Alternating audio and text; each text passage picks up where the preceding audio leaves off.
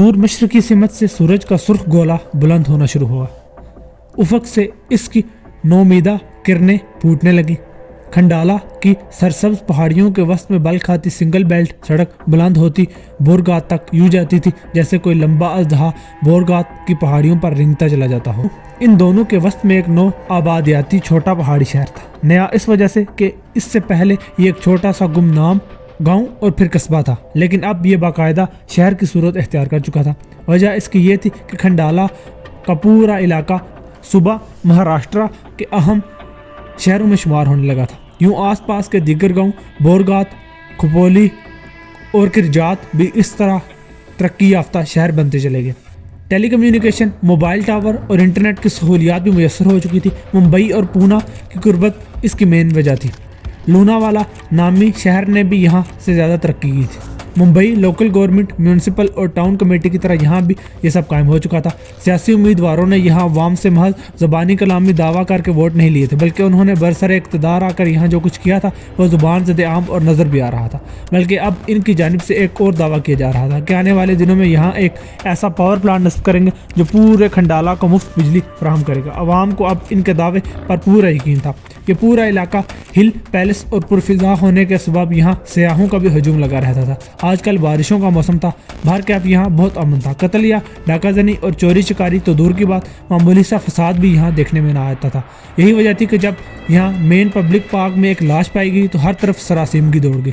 سوئے اتفاق لاش انسپیکٹر رامیش ڈانڈکر نے ہی سب سے پہلے دیکھی تھی. اس کا گھر کہیں بھی تھا. وہ یہاں روز تو نہیں، البتہ دوسرے تیسرے دن جاگنگ کرنے کے لیے آ جایا کرتا. وہ ایک 35 سالہ صحت مند شخص تھا. جرائم نہ ہونے کی وجہ سے گویا راوی اس کے لیے چین ہی چین لکھ رہا تھا. اس نے پارک میں ایک شخص کو بینچ پر بیٹھے دیکھا. ایسا معلوم ہوتا تھا جیسے وہ اونگتے اونگتے سو گیا ہو. اس کی گردن ایک طرف کو ڈھلکی ہوئی تھی. انسپیکٹر رامیش ڈانڈیکر کو جب یقین ہوا کہ اب اس شخص کا شمار زندوں میں نہیں کیا جاتا تو اس نے فوراً اپنے سیل پر تھانے کو فون کر کے مؤثر سی کمک منگوائی. آن کے آن میں وہاں لوگوں کا مجمع بھی لگ گیا. لوگ بڑی شد و مت کے ساتھ اس لاش کے متعلق چہم گوئیاں کرنے میں مصروف تھے. اب ہلکی ہلکی بارش بھی ہونے لگی تھی. اوکے راہل، اس دوران میں انسپیکٹر رامیش نے اپنے ایک ماتحت سے کہا، اس بیچارے کی لاش کو ڈانپ دو اور ان لوگوں سے کہو کہ یہاں مجمع نہ لگائیں. ماتحت راہل نے اپنی برساتی لاش پر پھینک دی اور پولیس کانسٹیبل لوگوں کو پیچھے ہٹانے لگے. یہ کام بہت طاقتور رائفل کا ہے، انسپیکٹر رامیش راہل سے کہہ رہا تھا، اور نشانہ کافی فاصلے سے لیا گیا. کہتے ہوئے اس نے پارک کی دوسری طرف واقع ہوٹل کی طرف دیکھا. غالباً اس ہوٹل کی 6 یا 7ویں منزل سے یہ کام سر انجام دیا گیا ہے. یاور ڈاکٹر بھاٹیا کو بلانے کے لیے گیا ہے. اس کے آتے ہی تم لوگ ہوٹل کی ہر منزل کی اچھی طرح تلاشی لینا اور ہوٹل کے عملے کے علاوہ ہوٹل میں ٹھہرے ہوئے مہمانوں کو بھی ٹٹولنا. اس وقت پولیس کی ایک اور گشتی گاڑی بھی تیزی سے ان کے قریب آ رکی. یاور اچھل کر اندر سے برآمد ہوا. اس نے دوڑ کر دوسری طرف کا دروازہ کھولا اور اندر بیٹھے ہوئے ایک معمر شخص کی مدد کرنے کی کوشش کی، جس نے ہاتھ ہلا کر نوجوان پولیس والے کو ایک طرف ہٹا دیا اور کسی سہارے کے بغیر گاڑی سے باہر نکلا. وہ بے حد دبلا پتلا اور بلند قامت شخص تھا. کمر بالکل سیدھی تھی، چہرے کی ہڈیاں ابری ہوئی لیکن جبڑے کی بناوٹ مضبوط آہنی عزم کا پتہ دے رہی تھی. اس کی آنکھیں بے حد چمکدار تھی اور کشادہ پیشانی ذہانت کی غماز تھی. انسپیکٹر رامیش ڈانڈیکر نے فوراً آگے بڑھ کر اس کا استقبال کیا. زحمت دینے کی معافی چاہتا ہوں ڈاکٹر بھاٹیا، مجھے ڈاکٹر کہہ کر مخاطب نہ کرو. ڈاکٹر بھاٹیا نے سنکی پان سے کہا، میں دعاؤں والا ڈاکٹر نہیں ہوں اور میری ڈگری بھی اعزازی ہے جو فاؤنڈیشن کے لیٹر پیڈ پر ہی اچھی لگتی ہے. اب بتاؤ معاملہ کیا ہے؟ یاور نے آپ کو کچھ نہیں بتایا؟ نہیں، وہ بہت کم گو نوجوان ہے، غالباً پولیس میں نیا بھرتی ہوا ہے. انسپیکٹر رامیش نے مسکراتے ہوئے سر ہلایا. وہ صرف احکامات کی تعمیل کر رہا ہے ڈاکٹر صاحب. کیا میں پھر تمہیں یاد دلاؤں کہ مجھے ڈاکٹر کہہ کے مخاطب نہ کرو؟ क्षमा کیجیے بھاٹیا صاحب، میرا نام انسپیکٹر رامیش ڈانڈکر ہے. میں نے اپنی عمر کے 70 سالوں میں سے 20 سال اسی شہر میں گزارے ہیں، جب یہ ایک چھوٹا سا اور غیر معروف قصبہ کہلاتا تھا. جب کبھی اخبار میں موت اور زندگی کے واقعات چھپتے تھے تو ان کے ساتھ تمہارا نام یا تمہارا چہرہ بھی شائع ہوتا ہے. پونا میں تھے نا تم پہلے؟ خیر لگتا ہے یہاں بھی وارداتیں تمہارا تعاقب کرتی ہوئی آ گئی ہیں. وہ ہنسا، پھر اسی سنکی پن سے آگے بولا، اب سوال ہے کہ قتل کی واردات سے آخر میرا کیا تعلق ہو سکتا ہے؟ کتنی صبح تم نے مجھے یہاں بلا لیا. مسٹر بھاٹیا، آپ کا یہ خیال درست ہے کہ یہاں قتل کی واردات ہوئی ہے. قاتل نے ایک طاقتور رائفل کے ذریعے کافی فاصلے سے مقتول کے دل کا نشانہ لے کر گولی چلائی ہے. قاتل کا نشانہ بہت عمدہ تھا. گولی ٹھیک دل میں لگی اور فوراً موت واقع ہوگی. مسٹر بھاٹیا نے چاندی کے سگار کیس میں سگار منتخب کرتے ہوئے اسے جلایا. کیا میں مقتول سے واقف ہوں؟ اس کا تو ابھی علم نہیں ہے، لیکن یہ بات یقینی نظر آتی ہے کہ مقتول آپ سے واقف تھا. کہتے ہوئے انسپیکٹر رامیش نے بانپتی ہوئی نظروں سے ڈاکٹر کو گھورا، مگر وہاں اس کی بات پر چونکنے کے آثار نہ پا کر پرسوچ انداز میں اپنے ہونٹ بھینچ لیے. کون ہے یہ؟ کیا نام ہے اس کا؟ اس کا بھی ہمیں علم نہیں۔ اس کی جیبوں سے ہمیں ایک بٹوے کے سوا کچھ نہیں ملا۔ اس بٹوے میں صرف ایک کارڈ تھا جس پر لکھا تھا کہ کسی حادثے کی صورت میں فلاں فلاں صاحب کو فلاں فلاں جگہ اطلاع دی جائے۔ ڈاکٹر بھاٹیا نے سگار کا ایک گہرا کش لیا اور اس کارڈ پر فلاں فلاں صاحب کی جگہ میرا نام اور پتہ لکھا ہوا تھا۔ آپ کا اندازہ درست ہے جناب، رمیش نے کہا۔ کیا آپ مقتول کی شناخت میں ہماری مدد کرنا پسند کریں گے؟ ضرور، اس طرف تشریف لائیے ڈاکٹر۔ اوہ क्षमा کیجیے گا مسٹر بھاٹیا۔ مسٹر بھاٹیا نے آگے بڑھ کر لاش پر پڑی ہوئی برساتی ایک طرف کھسکائی۔ مقتول کے چہرے پر نظر پڑتے ہی بھاٹیا کے تاثرات بدل گئے۔ آپ مقتول کو جانتے ہیں مسٹر بھاٹیا؟ جی ہاں، بہت اچھی طرح سے۔ کون ہے یہ؟ لیکن مسٹر بھاٹیا نے انسپکٹر رمیش کا سوال جیسے سنا ہی نہیں۔ وہ کسی گہری سوچ میں مستغرق تھے۔ پھر انہوں نے بڑبڑاتے ہوئے جیسے خود کو مخاطب کیا، بیچارہ ماندیکر، طبی موت سے صرف 1.5 مہینے پہلے ہی اس کا یہ حشر ہونا تھا۔ افسوس۔ انسپکٹر کو اس کی بات سن کر حیرت سی ہوئی، تاہم مستفسر ہوا۔ ماندیکر؟ مقتول کا نام ماندیکر ہے؟ جواب میں مسٹر بھاٹیا نے سر کو اثباتی جنبش دی۔ ہاں، یہی نام ہے اس کا، ماندیکر راہوجا، ممبئی کے بہترین ریاضی دانوں میں سے ایک۔ پھر بھاٹیا نے پلٹ کر سخت نظروں سے انسپکٹر کو گھورا۔ یاد رکھنا انسپکٹر، اس کی ڈگری اعزازی نہیں تھی، اس نے میتھمیٹکس میں ڈاکٹریٹ کی تھی۔ انسپکٹر نے نرم لہجے میں پوچھا، آپ نے ابھی طبی موت اور 1.5 ماہ کے وقفے کا ذکر کیا تھا، یہ کیا چکر ہے؟ ڈاکٹر ماندیکر اس معاملے میں بڑا بدقسمت تھا، اسے کینسر تھا، وہ زیادہ سے زیادہ 2 ماہ تک زندہ رہتا، لیکن اس سے پہلے کوئی… مسٹر بھاٹیا جملہ ادھورا چھوڑ کر خاموش ہو گئے۔ آپ کی مقتول سے آخری ملاقات کب ہوئی تھی؟ کل دوپہر کو ہم شام کی چائے ساتھ پی رہے تھے اور حسب معمول سنجیدہ موضوعات پر بحث کر رہے تھے۔ ڈاکٹر ماندیکر راہوجا مجھے بتا رہے تھے کہ ریاضی کی مدد سے کس طرح مذہب اور اخلاقی قدروں کا مطالعہ اور تجزیہ کیا جا سکتا ہے۔ یہ موضوع میری سمجھ سے بالا تر ہے جناب، انسپکٹر رمیش نے معذرتی انداز میں مسکراتے ہوئے کہا۔ کل جب آپ کی ان سے ملاقات ہوئی تو کیا انہیں زکام تھا؟ بڑا عجیب سوال کیا تم نے انسپکٹر، اس سوال کا جواب نفی ہے۔ حقیقت یہ ہے کہ پچھلے 6 ماہ سے ڈاکٹر ماندیکر ایک ایسی دوا استعمال کر رہے تھے کہ ان پر سردی کا ذرا سا اثر بھی نہ ہو پا سکتا تھا۔ کوئی نئی دوا تھی جناب؟ ممکن ہے فاؤنڈیشن کی تجربہ گاہ میں تیار ہونے والی کسی نئی دوا کا تجربہ کیا گیا ہو۔ نہیں انسپکٹر، وہ دنیا کی قدیم ترین مگر عام ہونے والی دواؤں میں سے ایک ہے۔ میرا اشارہ مارفین کی طرف ہے۔ یہ دوا نہ صرف درد اور تکلیف کو ختم کر دیتی ہے بلکہ بہت سے مریضوں پر اس کا اثر یہ بھی ہوتا ہے کہ وہ سردی لگنے اور زکام سے بالکل محفوظ ہو جاتے ہیں۔ مگر تم نے یہ سوال کیوں پوچھا تھا؟ تب انسپکٹر رمیش نے اپنی جیب سے ایک رومال نکالا اور کھول کر اسے مسٹر بھاٹیا کو دکھایا۔ رومال کے بیچ ایک گول سوراخ تھا۔ بولا، یہ رومال ہمیں مقتول کی گود میں پڑا ہوا ملا ہے۔ میرے اسسٹنٹ راہل کا خیال تھا کہ مقتول کو اس وقت گولی ماری گئی جب وہ ناک صاف کر رہے تھے، جبکہ میرا خیال کچھ اور ہے۔ اب چونکہ آپ نے اس کی تصدیق کر دی ہے کہ ڈاکٹر ماندیکر کو زکام نہیں تھا، اس لیے میرا نظریہ درست ثابت ہوتا ہے۔ مسٹر بھاٹیا چند لہجے کے لیے انسپکٹر رمیش کو عجیب سی نظروں سے دیکھتے رہے، پھر بولے، تم یہ کہنا چاہتے ہو انسپکٹر کہ ڈاکٹر ماندیکر نے دانستہ یہ رومال اپنے سینے پر اپنے دل کے مقام پر پھیلایا تھا تاکہ قاتل کو، جو کافی فاصلے پر ہوٹل کی 6 یا 7ویں منزل پر موجود تھا، اسے سفید رومال کی وجہ سے دل کا نشانہ لینے میں آسانی رہے؟ جی ہاں، میرا یہی خیال ہے، کیونکہ مقتول کے کوٹ کا رنگ گہرا نیلا تھا اور رومال کا رنگ سفید ہے۔ کوئی بھی شخص رائفل کی نال پر لگی ہوئی دوربین کی مدد سے فاصلہ زیادہ ہونے کے باوجود اس رومال کی وجہ سے بالکل ٹھیک نشانہ لگا سکتا ہے۔ لیکن انسپکٹر، ڈاکٹر ماندیکر کو اس کی کیا ضرورت تھی؟ اسے تو معلوم تھا کہ وہ زیادہ سے زیادہ 2 ماہ زندہ رہے گا، پھر بلا اسے خود کو ہلاک کروانے کی کیا ضرورت تھی؟ اگر وہ خودکشی کرنا ہی چاہتا تھا تو اس کے دوسرے بہت سے آسان طریقے تھے۔ ظاہر ہے اس کام کے لیے اسے پہلے تو کرائے کا قاتل تلاش کرنا پڑتا ہوگا اور خود کو قتل کروانے کے لیے اسے خاصا معاوضہ بھی دینا پڑتا ہوگا۔ نہیں انسپکٹر، تمہارا مفروضہ غلط نظر آتا ہے۔ سب سے پہلے تو میں یہ بات تسلیم کرنے کے لیے تیار نہیں کہ ڈاکٹر ماندیکر خودکشی کرنا چاہتا تھا۔ اگر کچھ دیر کے لیے اس مفروضے کو مان بھی لیا جائے تب بھی یہ بات سمجھ میں نہیں آتی کہ اس کام کے لیے اس نے اتنا ٹیڑھا اور مہنگا راستہ کیوں اختیار کیا تھا۔ جہاں تک خودکشی کا سوال ہے جناب، تو اس کی ایک وجہ سمجھ میں آتی ہے۔ آپ نے بتایا ہے کہ وہ کینسر کا مریض تھا، وہ زیادہ سے زیادہ 2 ماہ کا مہمان تھا۔ موت کے انتظار کی وحشت، ناقابل برداشت تکلیف خودکشی کے لیے معقول وجوہات ہیں۔ تمہارے دونوں خیال غلط ہیں انسپکٹر۔ بھاٹیا بے تاثر انداز میں مسکرایا۔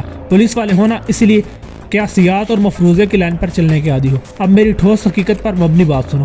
پہلی بات یہ کہ ڈاکٹر ماندیکر موت سے دہشت زدہ تھا ہی نہیں۔ اس کی گواہی تو فاؤنڈیشن کے وہ تمام افراد بھی دے سکتے ہیں جن سے وہ تقریباً روزانہ ہی ملتا تھا۔ تکلیف کا سوال تو اسے تکلیف نہیں تھی، مارفین استعمال کرنے کی یہی وجہ تھی۔ ہاں، یہ ایک علیحدہ چیز ہے کہ وہ بہت کم کھاتا تھا اور بہت جلد تھک جاتا تھا۔ پچھلے چند ماہ کے دوران خاصا دبلا ہو گیا تھا۔ تب اس کی دوسری وجہ سوچنا پڑے گی، بیمہ پالیسی۔ کیا خیال ہے آپ کا مسٹر بھاٹیا؟ کیا خودکشی کرنے کی وجہ بیمہ پالیسی نہیں ہو سکتی؟ کچھ پالیسیاں ایسا بھی ہوتی ہیں جن میں طبی موت پر ورثاء کو بیمے کی دگنی رقم ادا کی جاتی ہے۔ مسٹر بھاٹیا سگار سلگاتے ہوئے کچھ سوچنے لگے، پھر انہوں نے آہستہ سر ہلایا۔ ہاں، ہم اس امکان کو यकसर नज़रअंदाज नहीं कर सकते। खुदकुशी की ये वजह डॉक्टर मांदीकर की फितरत से मेल खाती थी। क्या मकतूल ने ऐसी कोई बीमा पॉलिसी ली हुई थी जनाब? मुझे इसके बारे में तो कोई इल्म नहीं इंस्पेक्टर, ये मौजू कभी ज़ेर बहस नहीं आया। क्या मरहूम शादीशुदा थे? हाँ, इसकी शादी अभी चंद साल कबल ही हुई थी। इसकी दूसरी शादी थी। पहली बीवी का इंतकाल तकरीबन 1 साल कबल हुआ था। मैं ना तो इसकी पहली बीवी को जानता हूँ और ना ही मौजूदा बीवी से वाकिफ़ हूँ। अब तो इसे बेवा ही कहना चाहिए, लेकिन मुझे इतना ज़रूर मालूम है कि इसकी दूसरी शादी कामयाब नहीं थी। आधे घंटे के बाद मिस्टर भाटिया और इंस्पेक्टर रमेश एक रिहायशी इमारत के दरवाजे में दाखिल हो रहे थे। एक दरवाजे पर डॉक्टर मांदीकर के नाम की तख्ती लगी हुई थी और नीचे बेल का बटन था। 5वीं बार घंटी बजाने के बाद एक नीम ख्वाबीदा औरत ने दरवाज़ा खोला। इसकी उम्र 30 साल के करीब नजर आ रही थी। वो इस तरह बेवक्त बेदार किए जाने पर बरहम नजर आई, लेकिन जब मिस्टर भाटिया ने अपना तारुफ करवाया तो इसकी बरहमी हैरत और माजरत में बदल गई। इसने जल्दी जल्दी बाल दुरुस्त और लिबास दुरुस्त करते हुए इनसे अंदर आने की दरख्वास्त की। मिस्टर भाटिया और इंस्पेक्टर रमेश ड्राइंग रूम में बैठ गए। मुझे बेहद अफसोस है मिसेज मांदीकर, मिस्टर भाटिया ने नरम लहजे में कहा, मैं आपके पति के मुतल्लिक एक बुरी खबर लाया हूँ। मिसेज मांदीकर लफ्ज़ों के पीछे अहमियत समझने से कासिर रही। बोली, माफ़ कीजिए, मेरे पति इस वक्त घर पर मौजूद नहीं है। हमें मालूम है। इस बार इंस्पेक्टर रमेश ने कहा, वो अब इस दुनिया में नहीं रहे, वो मर चुके हैं।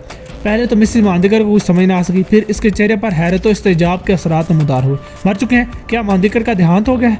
मिसेज मांदीकर ने बड़बड़ाते हुए कहा। इसके चेहरे पर सुर्खी सी दौड़ने लगी, जैसे ये खबर सुनकर इसे कुछ मुसरत हुई हो, लेकिन वो दूसरों से अपनी मुसरत छुपाना चाहती हो। खैर, ये खबर मेरे लिए गैर मुतवक्के नहीं।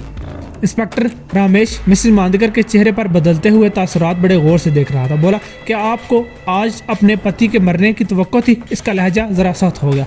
नहीं, आज तो नहीं। मिसेज मांदीकर इंस्पेक्टर रमेश की सख्त नज़रों से घबरा गई। ये कौन साहब हैं? डॉक्टर भाटिया। मिस्टर भाटिया ने इंस्पेक्टर रमेश का तारुफ कराया और फिर इंस्पेक्टर से कहा, आप अगर इजाज़त दें तो मैं मिसेज मांदीकर से चंद सवाल पूछना चाहता हूँ। ज़रूर। मेरा ख्याल है मिसेज मांदीकर, आप अपने पति की बीमारी से वाकिफ़ थे। जी हाँ, मुझे मालूम था कि वो कैंसर के मरीज़ हैं और अब इनका मर्ज़ लाइलाज है और इनकी ज़िंदगी बहुत मुसर रह गई है। पहले तो मुझे इस इत्तला पर यकीन नहीं आ रहा था, लेकिन मांदीकर ने मुझे डॉक्टर से इन बातों की तस्दीक करने के लिए मजबूर किया। तब मुझे पहली बार सूरत हाल की संगीनी का एहसास हुआ। मांदीकर ने आपको इत्तला कब दी थी? मेरा मतलब है अपनी बीमारी के मुतालिक। अभी चंद हफ्ते पहले। और इसकी ज़ुबानी ये खबर सुनकर आखिर आपको यकीन क्यों नहीं आया? इसकी वजह बीमा पॉलिसी थी। मिसेज मांदीकर ने कहा। मांदीकर भेड़ की तरह बुज़दिल लेकिन लोमड़ी की तरह चालाक थे। कुछ कहने से पहले इंस्पेक्टर रमेश ने खनकार कर गला साफ किया, लेकिन मिस्टर भाटिया ने इसे कोई सवाल करने का मौका नहीं दिया। उन्होंने जल्दी से मिसेज मांदीकर से पूछा, मैं आपका मतलब नहीं समझ सका मिसेज मांदीकर। आखिर बीमा पॉलिसी की वजह से आपको उनकी बात पर यकीन क्यों ना आया कि आपके पति मौत के बहुत ज़्यादा नज़दीक है? ये बात इनकी फितरत के ऐन खिलाफ थी, या फिर ये कहना चाहिए ऐन फितरत के मुताबिक। दरअसल अखलाकी कदरों के बारे में इनके ख्यालात दूसरों से ज़रा मुख्तलिफ होते थे। इनकी बुनियादी वजह रियाजी थी। वो दुनिया की हर चीज़ को रियाजी के असूलों पर नापते और इनके नताइज अखज़ किया करते। उन्होंने ज़िंदगी का बीमा बहुत पहले कराया था और पॉलिसी में विरासत की जगह अपनी बेटी का नाम लिखवाया था, जो इनकी पहली बीवी से है। फिर अचानक उन्होंने अपनी बेटी का नाम कटवा कर विरासत पे मेरा नाम लिखवा दिया। इसलिए जब उन्होंने मुझे इतला दी कि वो बहुत जल्द मरने वाले हैं तो मुझे इनकी बात पर यकीन करते हुए तजब्जुब हुआ। क्या वाकई मांदीकर ने ऐसा किया? डॉक्टर भाटिया हैरतज़दा हुए। जी हाँ, उन्होंने ऐसा किया, लेकिन इस वक्त जब इन्हें इस बात का यकीन होगा कि वो अब चंद माह के मेहमान रह गए, गालिबन मांदीकर को यही करना चाहिए था। बताते हुए मिसेज मांदीकर का लहजा तल हो गया। आगे बोली, इसे मालूम था कि वो मरने वाला है। इसकी मौत के बाद इसकी बेटी बेसहारा नहीं होगी, क्योंकि इसका शोहर जिंदा और तंदुरुस्त है, जबकि इसकी मौत के बाद मैं बेसहारा हो जाऊंगी, जबकि मेरे पास तो कुछ भी नहीं है। आप खुद ही देख सकते हैं कि अगर वो मेरे नाम की बीमा पॉलिसी ना छोड़ता तो मैं क्या करती। चंद हफ्तों बाद ये रकम खत्म हो जाती तो 2 वक्त की रोटी के लिए मुझे मुलाजमत करना पड़ती। इस ख्याल के ज़ेरे असर इसने अपनी बीमा पॉलिसी में वो तब्दीली कराई, लेकिन मैं इस वक्त इसे समझ ना सकी। मेरा ख्याल था कि वो खुदगर्ज़ है और मुझसे ज़्यादा अपनी बेटी से मोहब्बत करता है, लेकिन इससे कम अज़ कम मेरे मुस्तकबिल की भी चिंता थी। जब मैंने कैंसर के मुतालिक इसके डॉक्टर से तस्दीक की तब इसके हलूस पर यकीन आ गया। मिसेज मांदीकर, क्या आपको बीमे की रकम मालूम है? मेरा मतलब है कि मांदीकर ने अपनी ज़िंदगी का बीमा कितनी रकम कराया था? तकरीबन 1.5 करोड़ पे। तो अब आप ही 1.5 करोड़ रुपए के मालिक हैं। हाँ, 1.5 करोड़। मिसेज मांदीकर के चेहरे पर खुशी की एक लहर दौड़ गई। इस मौके पर इंस्पेक्टर रमेश ने दखल अंदाजी की। हो सकता है आपको दुगनी रकम मिले। क्या पॉलिसी में हादसाती मौत की शिक मौजूद थी? नहीं, ये शिक उनकी पॉलिसी में नहीं थी, क्योंकि बीमा पॉलिसी वालों ने ये शिक शामिल करने से इनकार कर दिया था। अलबत्ता ये शिक मेरी पॉलिसी में मौजूद है, क्योंकि मैं कम उम्र हूँ। कहते हुए मिसेज मांदीकर का लहजा फखरिया हो गया। आपकी पॉलिसी? डॉक्टर भाटिया कदरे हैरान हो गए। क्या आपने भी जिंदगी का बीमा कराया है मिसेज मांदीकर? जी हाँ, वही 1.5 करोड़ रुपए का। इसके साथ गैर तभी मौत की दफ़ा भी मौजूद है। हमारे दरमियान मुआहदा हुआ था और इसी वजह से मुझे पहली बार इसकी नीयत पर शक हुआ था। क्या मतलब? मैं समझा नहीं मिसेज मांदीकर।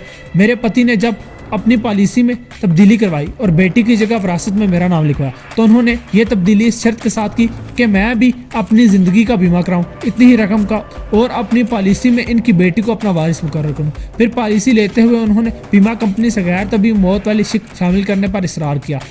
بیمہ کمپنی نے میری پالیسی میں یہ شق شامل کر دی لیکن ان کی پالیسی میں یہ دفعہ شامل کرنے سے انکار کر دیا، مگر اب میں اپنی مرضی کی مختار ہوں، میں جب چاہوں اپنی بیمہ پالیسی میں ان کی بیٹی کا نام کٹوا سکتی ہوں۔ ڈاکٹر بھاٹیا، میں آپ کو بتانا چاہتی ہوں کہ میں جلد از جلد یہ کام کروں گی، مجھے اس کی بیٹی سے کوئی دلچسپی نہیں۔ ڈاکٹر بھاٹیا عجیب انداز میں مسکرائے، سمجھا آپ نے زندگی کا بیمہ کراتے ہوئے ماندیکر کی بیٹی کو اس شرط پر اپنا وارث مقرر کیا تھا کہ وہ اپنی پالیسی کا آپ کو وارث بنا دے، ٹھیک ہے نا مسز ماندیکر؟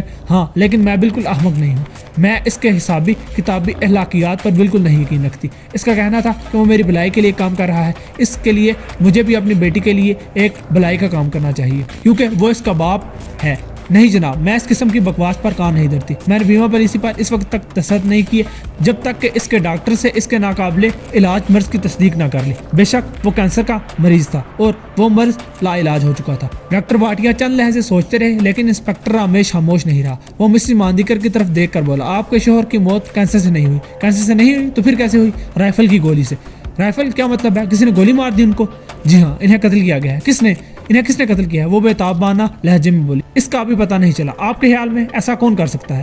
میں کیا بتا سکتی ہوں، لیکن یہ عجیب اتفاق ہے، بہت ہی عجیب اتفاق۔ ابھی پچھلی رات ہی انہوں نے مسز ماندیکر بولتے بولتے اچانک اس طرح خاموش ہو گئی جیسے انہیں اپنی غلطی کا احساس ہو گیا ہو۔